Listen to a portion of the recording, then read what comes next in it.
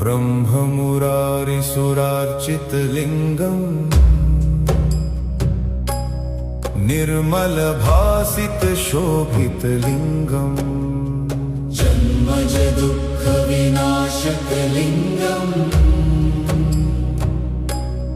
तत्प्रणमामि सदा शिवलिङ्गम् देवमुनिप्रवरार्चितलिङ्गम् कामदहनकरुणाकरलिङ्गम् रावणदर्पविनाशनलिङ्गम् प्रणमामि सदा शिवलिङ्गम् सर्वसुगन्धसुलेपितलिङ्गम् बुद्धिविवर्धनकारणलिङ्गम् सिद्धसुरासुरवन्दितलिङ्गम्